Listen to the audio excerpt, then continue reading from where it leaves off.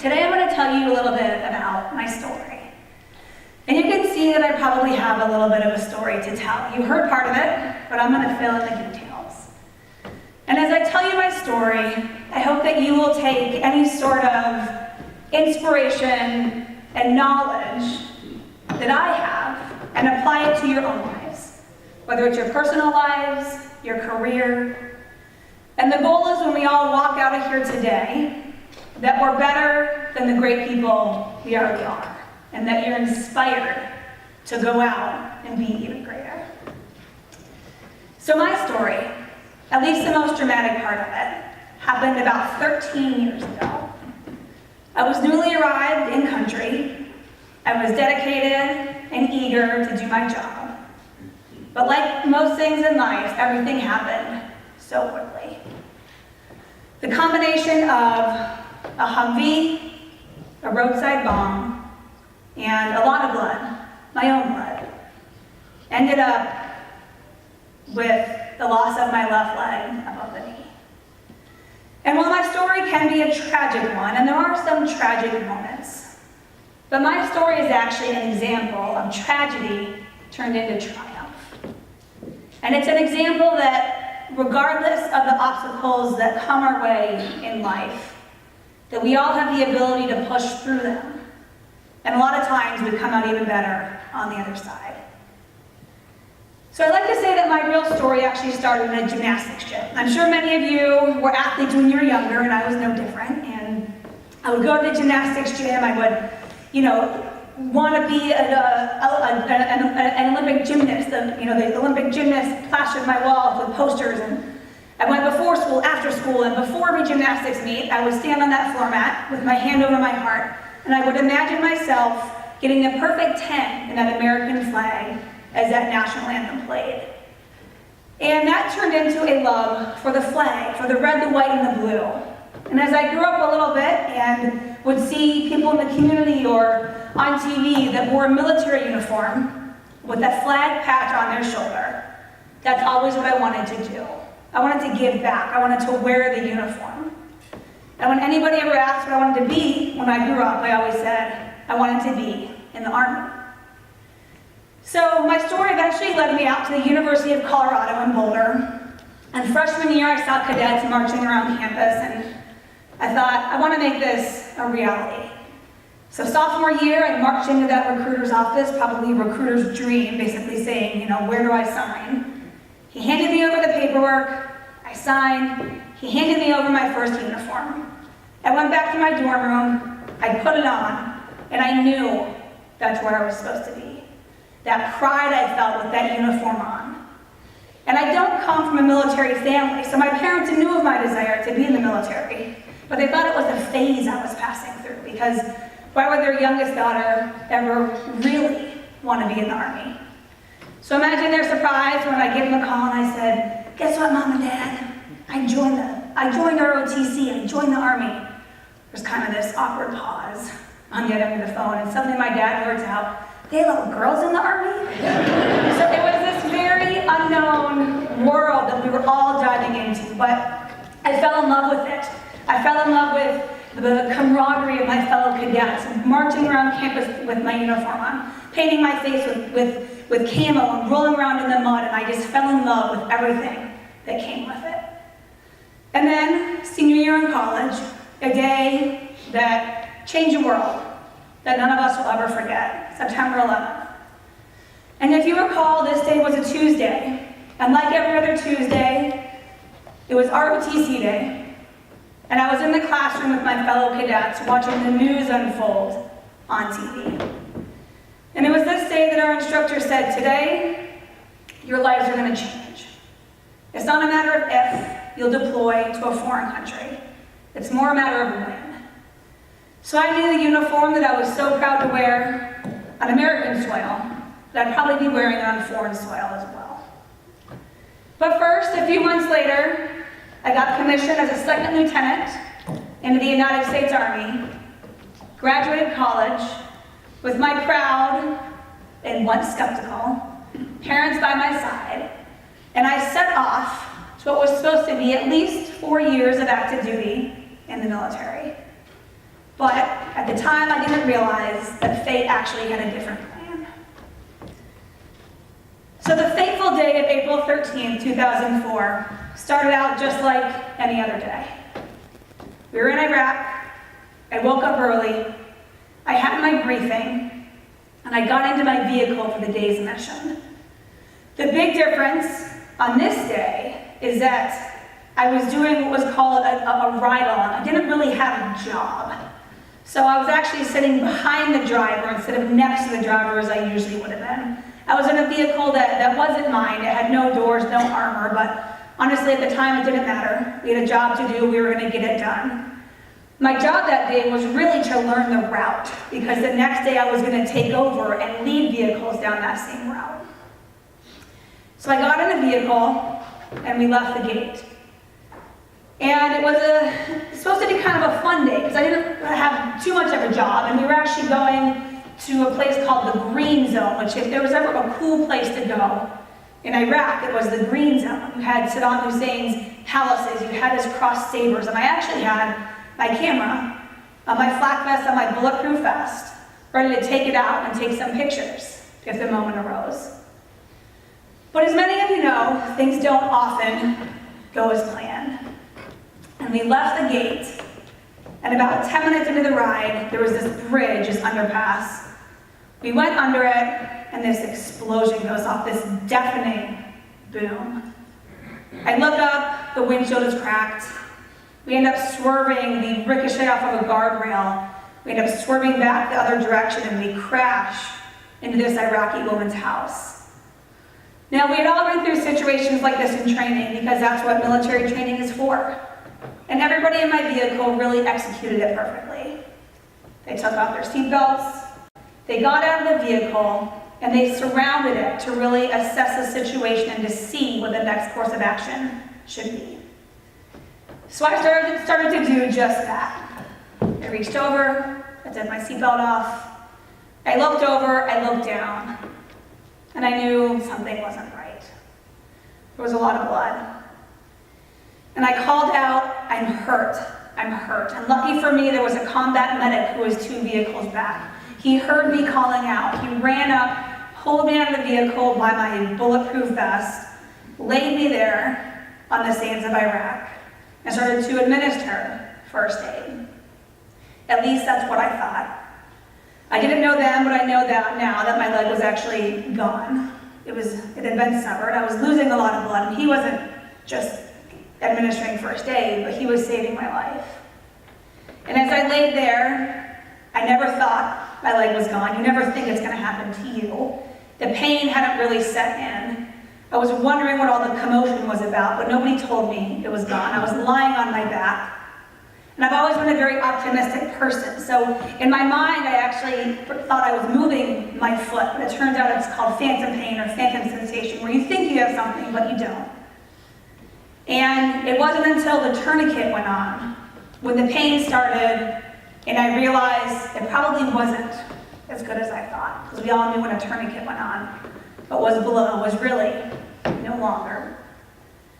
And a few days later, seeing this picture and realizing that that was my vehicle, and that is my blood, and that Gatorade bottle, which I was so focused on at the time, and at the time it was a hard picture to look at.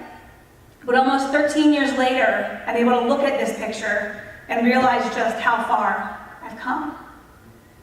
But from that moment, it was hard to believe that just 1 year earlier, I was at my first duty assignment at Fort Hood, Texas, as part of the 1st Cavalry Division.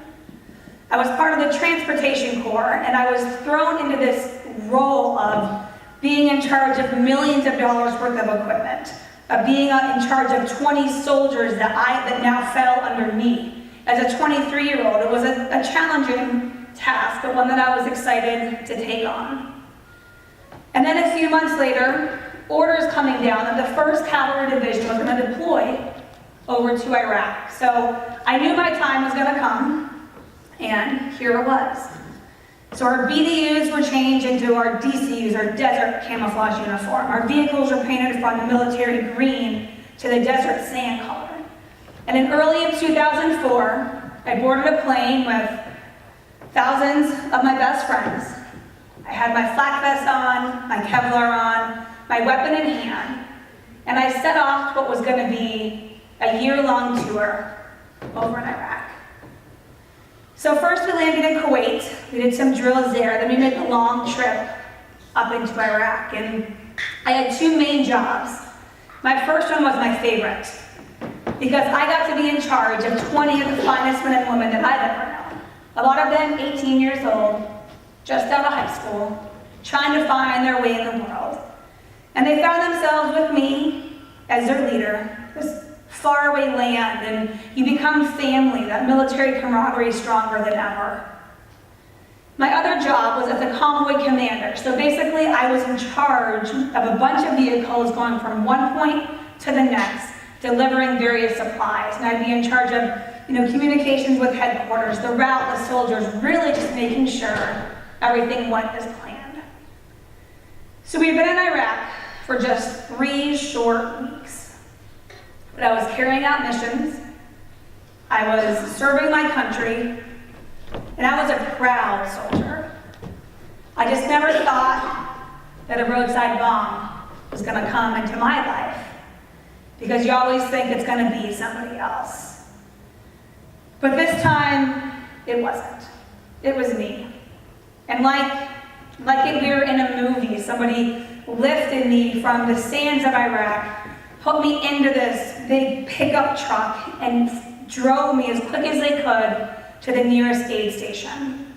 I was put on a helicopter.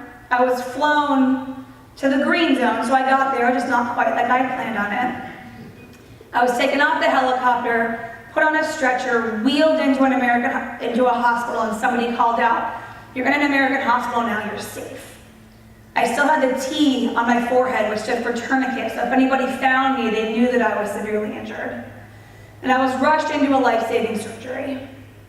And it wasn't until I woke up and I looked over to the surgeon standing next to me and I said, "Did something happen to my leg?" And that's when he told me it was gone. And that's when he handed me a phone and said, "Would you like to call your parents?" And being a mother now, I can't imagine the horror of getting a phone call from your youngest daughter that she's been severely wounded in a war. But this day, looking back 13 years, I realize is the day that my real life's journey began. Because here I had a choice. I was 24 years old, I was missing a leg, but I had these different roads I could choose to go on. I could choose to go down the road of self-pity and feel sorry for myself, or I could choose the more difficult road of acceptance and just learning to do whatever I could with my life, with one leg. I left Iraq and I eventually landed at Walter Reed Army Medical Center, which at the time is where all the wounded soldiers went from Iraq and Afghanistan that were severely injured. And I got there, and that's where my mom met me and my parents met me. Again, my once skeptical parents who now endured the loss of a limb of their youngest daughter, but now by my side, always strong and steadfast through too many surgeries, too many infections, but really just being there and the ability to reassure each other that things were going to be okay. And when I was able to kind of come to it and look around at Walter Reed, if any of you have ever been to Walter Reed, you'll understand when I say that Walter Reed is a very powerful place. And when I was able to look around, I saw so many other soldiers that were worse off than I was, missing 2, 3, 4 limbs. They had traumatic brain injuries. They had lost their eyesight. And I looked at myself and I thought, holy cow, am I lucky. I just lost one leg. I had 3 good limbs. I had my eyesight, my mind, my heart. Not to mention I had my life, because too many did not. And I made a promise to live my life for those that gave the ultimate sacrifice, and not to let losing a leg stop me from doing anything I wanted to do. So Walter Reed can be a little bit trying, though, you lay there, I lay there in my hospital bed wondering, would I walk again, would I run again? My whole goal was just to be independent. And too many surgeries and, just trying to look at these other soldiers and use them as motivation. They were there, so eventually I would be there as well. And eventually, the day where I was down in physical therapy, regaining my strength, and the process of being fit with my first prosthetic leg, which is something that you never think you're going to have to go through. I didn't even know this field of work existed until I needed a prosthetic leg. But you stand there and through a series of measurements and molding, and they take this mold, and then a few days later, they hand you this piece of plastic and metal, and they're like, all right, this is your leg, and you're gonna walk with this. And you're like, okay, what? How am I supposed to walk with this thing? I know I don't remember learning how to walk when I was younger. If any of you do, that's very impressive. But I remember I stood up in the parallel bars, I looked across the physical therapy gym, and I saw a man who was missing both of his legs and an arm, and he was walking. So I really had no excuse. So I started in the parallel bars, eventually moved to crutches, and then a cane, and then the day came where I knew that I was going to be independent. My life would go on. The only difference is that every morning I would wake up, put my prosthetic leg on, go about my day, and then take it off at the end of the day. Talk about an exciting day. But I knew after I learned to walk that I wanted to get back into athletics. I mentioned I was a gymnast when I was younger, and that really defined me as a child, but growing up I was always involved in sports. And I knew after I learned to walk that I wouldn't be myself again until I got back into some sort of athletics. So as exciting as this day was, what was even more exciting is what I like to call the start of Melissa Stockwell 2.0. Now, lucky for me, at Walter Reed, there's all these organizations who their main goal is to come in to your hospital room and to get you out of your room doing things that you never thought you'd do with two legs, much less with one. So I tried to take every opportunity that came up, and before I knew it, I was signed up for the New York City Marathon, which I was going to go and I was going to do on a bike that you powered with your arms. And starting that race and finishing it and crossing that finish line and realizing that I had just completed 26.2 miles, a distance I once thought unfathomable, whether I did it with my arms or my legs. And then, a month later, going out to Colorado and learning how to ski on one leg. And I knew how to ski on two legs. I've done it for the majority of my life. But this time, wobbly on this one ski, you have poles that have little skis on the end of it. And starting out my week on the bunny slope, really unsure of what I would be able to do. And then by the end of the week, going up to that, all the way up to the top of that mountain, flying down, the wind in my hair, trying not to be reckless, maybe a little bit, but really never feeling so free in my entire life. And I went back to Walter Reed after this trip, and I thought, if I can do this, well, then I can do anything. And it came at a really great time because somebody came to the hospital and put a presentation on about the U.S. Paralympics, which at the time I knew nothing about, which is crazy because it's such a big part of my life now. But I sat in a room, like all of you are sitting here today, and I listened to this gentleman tell me that there was an Olympics for those that had a physical disability, which I now did. And that every summer and every winter, 2 weeks after the Olympic Games, in the same venue, the same location, there was a Paralympic Games. And if I trained hard enough, if I was motivated and dedicated, that I could compete on the world's biggest athletic stage, and I could represent the country, my country, that I defended over in Iraq. So it didn't take long before a dream was born. I had dreamed of going to the Olympics as a young gymnast, and it was almost like I had a second chance. But first, I was medically retired from the Army. I had a Purple Heart, a Bronze Star, and medals I never expected to get, the ones that I proudly display in my home. But I set off to make this dream of being a Paralympian a reality. And I decided to do this in the sport of swimming. If any of you are swimmers out there, you can relate when I say the water just made me feel whole. I love the feel of the water. Not to mention, I didn't have to wear a prosthetic leg. I could go to the edge of the pool, I could get in, get some laps in, and get out. Also, I had a lot of room for improvement, which was key. So the Paralympic Games is not like the military where you just sign up and go. You have to beat your competitors, you have to make certain times. And I knew that there was the Beijing Paralympic Games in 2008, and I wanted to get there. So in 2007, I kind of put the rest of my life on hold, and I moved out to the Olympic Training Center in Colorado Springs to try to make this dream a reality. So I ate, I slept, I swam, and I swam.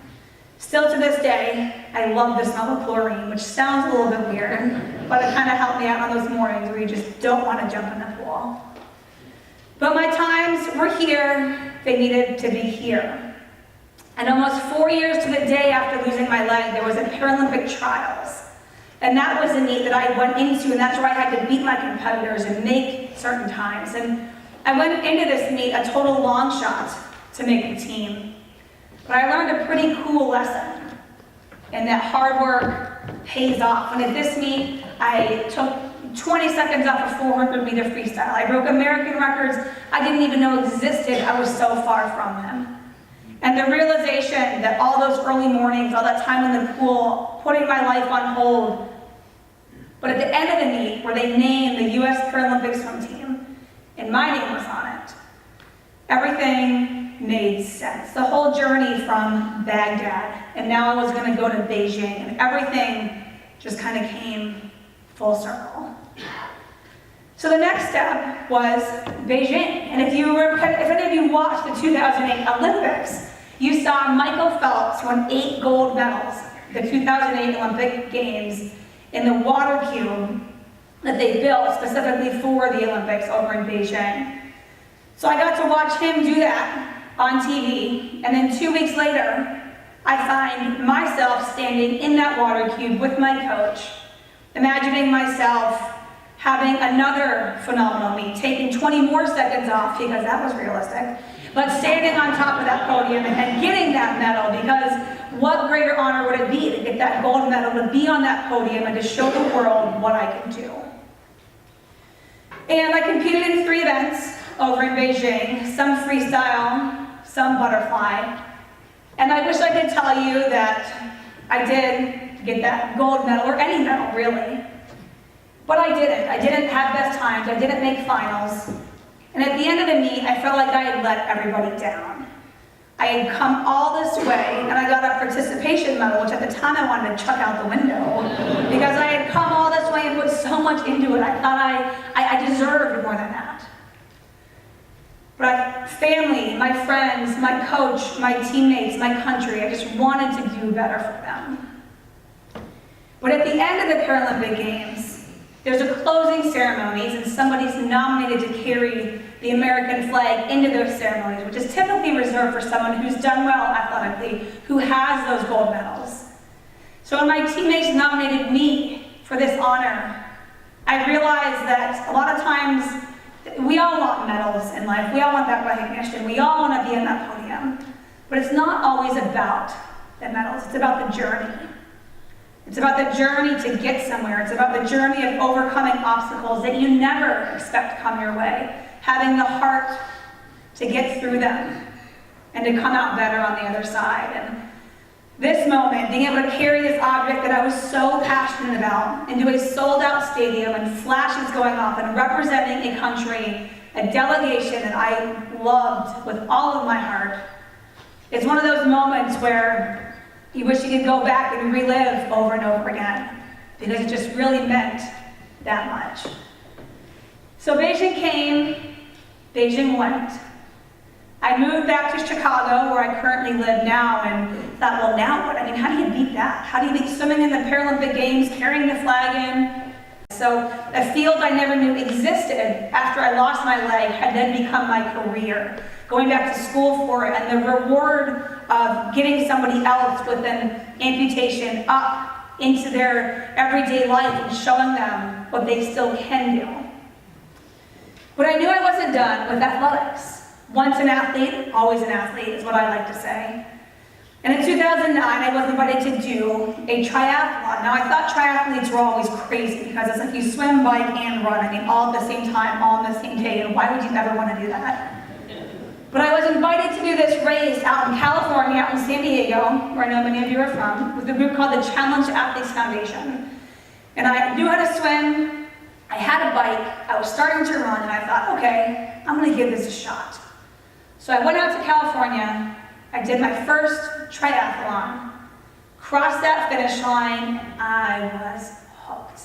The challenge of all three sports, swimming, biking, and running, being on the same course as able-bodied athletes, crossing that same finish line, the challenge of having a prosthetic biking leg and a prosthetic running leg that I actually had to change in and out between the bike and the run. And if you've ever seen a triathlon, there's a transition area, and that's where everyone's stuff is kept. So, your bike, your running shoes, a towel, and you look at mine and it'd be like, bike, leg, towel. So, but I loved the thrill of it, and just having, learning all these things as I went along. And turns out I wasn't so bad at it, and was able to become part of the national team and travel around the world competing in various competitions. And being able to compete in a number of world championships. And I like to share the story quickly of my first world championship because it was my favorite. And it was 2010, it was in Budapest, Hungary, and the date just happened to be September 11th. And it brought me back to my time at Walter Reed, where I made a promise to live my life for those that had given the ultimate sacrifice. And this day, the horn went off and I swam, I biked, and I ran as fast as I could. And when I came towards that finish line, I knew that I was in first place, and somebody handed me an American flag. And being able to cross that finish line on September 11th, first place, and to stand on that podium and get that medal and just remember how lucky I was to be able to do the things that I do. And then the next 2 years, 2 more world championships. The next one in Beijing, China, where I got to redeem my performance from swimming there a few years prior and come across that finish line first. And then the following year, the same thing, this time in New Zealand, and having that title of 3-time world championship added to the list underneath my name. And let me tell you that, number one, I never thought that would be under my name. And number two, standing on a podium, that never gets old. So, it's been 13 years since I lost my leg. I am a proud American. I'm a proud above-the-knee amputee, and I show it off wherever I go. And I can honestly say that I've done more in my life with one leg than I ever would have done with 2. And every year, on the date, April 13th, which is the day I lost my leg, we actually celebrate the day. So instead of mourning that I lost a leg, we celebrate life. And my friends and my family fly in. And it's not just about celebrating my life, but about everybody's life. It's so easy to get caught up in the little things in life. And if you take a step back, take a deep breath, we are so lucky to all live the life that we do. And on April 13th, we actually celebrate Little Leg's birthday, which is what I have termed what's left of my leg. That is my actual leg with the hat on that says life is good. And there are party favors, there's cakes, there's a lot of dancing and celebrating. We may or may not drink out of my leg, but that's for those that come to find out. But it's really a day of celebration. And it's a day of reflection. And when I look back on the past 13 years, I've had some pretty cool moments. I've been able to mountain bike and share a dance with George W. Bush. And if any of you have recently, if you've seen the news, the book called Portraits of Courage, where President Bush actually painted many of the wounded veterans. And this painting right here on the right is in the book. And he actually painted this picture, which means more than I could ever say. I even got a presidential kiss when I presented President Bush with an American flag that flew over the Olympic Village in Beijing. I've been able to share my story with Katie Couric and her viewers, Who doesn't dream about a fist pump with Tom Brokaw? I've been able to stand in a room with, at the time, were all 5 living presidents and their spouses. That really is me. On a day that it wasn't about politics as so much as about these days. It was about honoring a president, honoring George W. Bush in the opening of his library. And talk about an historic moment, just standing there against a wall, wondering what on earth I was doing there, and hoping security was really good that day.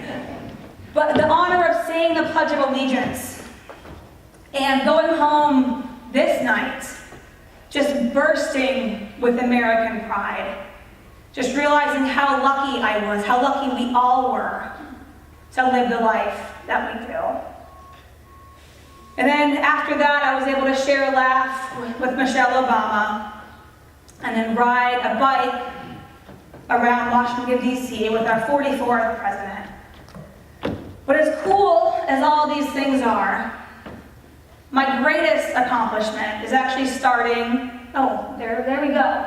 That's the picture right there. And his book, Portraits of Courage, actually all proceeds go back to helping veterans out. So I think there's 50 portraits in the book, and they all tell a story of the veteran, and every veteran has this incredible story.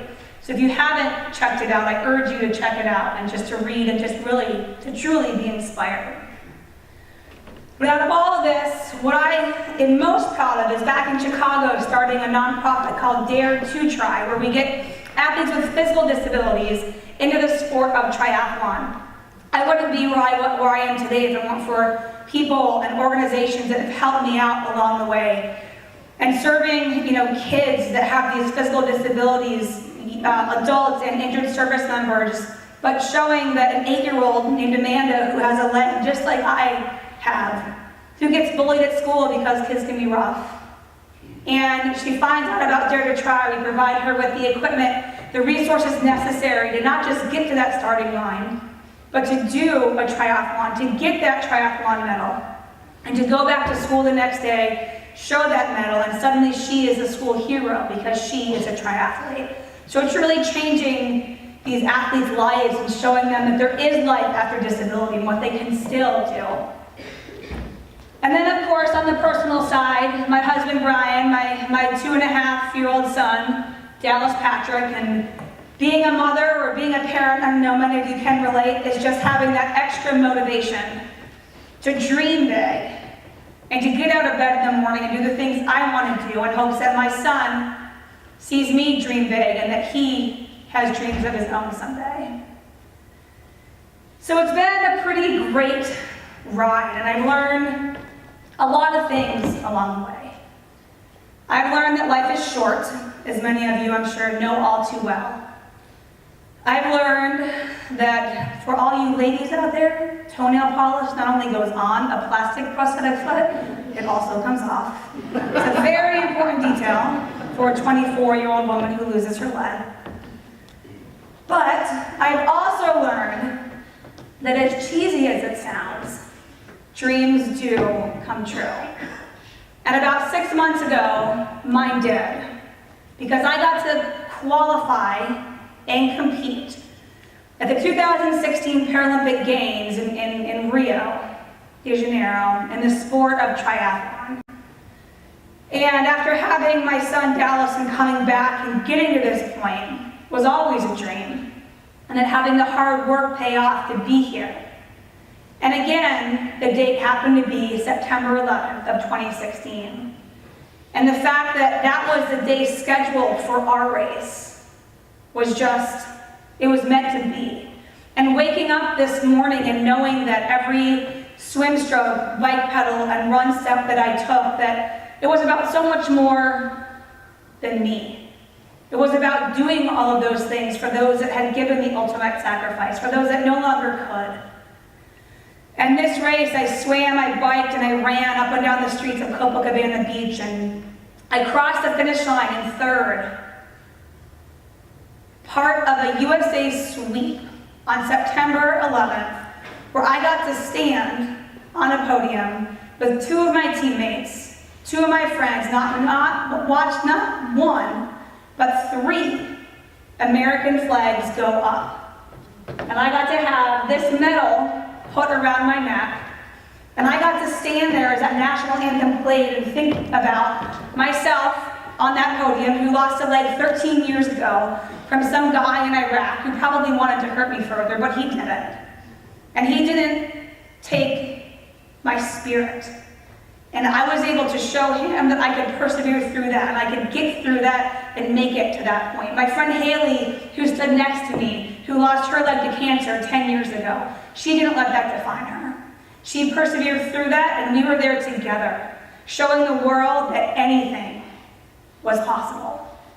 And this time, there was hugs and with tears of joy with my dad, with my husband, just so proud to be there and to be in that moment. And out of all the things that I had done with my life, this had meant the most because it was the culmination of everything. And being able to go home and put my medal around my son's neck, and the culmination of the hashtag Mommy Road to Rio. And yes, my son was not in Rio with me, but we did have jumbo-sized heads made of him. So my family had around the race course heads bobbing up and down to give me that extra push when I needed it the most. So I've learned a lot of things over the past 13 years, and I want to share with you a few things that I hope you can take out of here today. The first, things never go as planned. You all know that.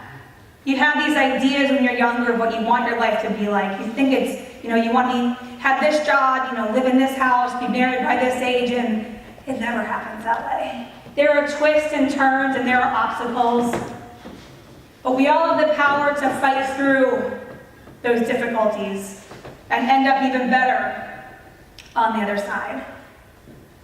To do that, you have to believe in yourself. You should believe in yourself even when you doubt yourself. We all have temporary setbacks that come up, but don't let those temporary setbacks swallow up any positive attributes that you have developed. I promise you, they are still there. Third, you guys should, if you look around, so look around and you will find inspiration everywhere, but you will also see your team. Your team is your coworkers. Your team is your family. Find people to surround yourself that trust in you, that believe in you, and that want you to push through the hard times that come your way. Because when it comes down to it, we're all in this life together. So I've just shared with you my story, and I'm proud of it. I'm proud of the things that I've done, and I feel as though I've chosen to make my life what I want it to be. And I hope that if any of you were to come up here and tell me your story, that you'd be proud of it also. And if not, that you make the change to be proud of it. We only live one life, and we have the ability to choose what road we take after anything that comes our way. So let's choose wisely. Be proud of your story and be proud to tell it. So my story, well, a little bit different this year. Come August 10th, there will be a new proud patriot born into this world. The start of Melissa Stockwell 3.0. And after this, I do hope to get back to competing and hopefully maybe trying for one more time in Tokyo 2020. Maybe trying to make that Paralympic team and see how I do. But whatever it ends up being, I can promise you that Melissa Stockwell 3.0, I'm going to choose to make it a good one. Thank you.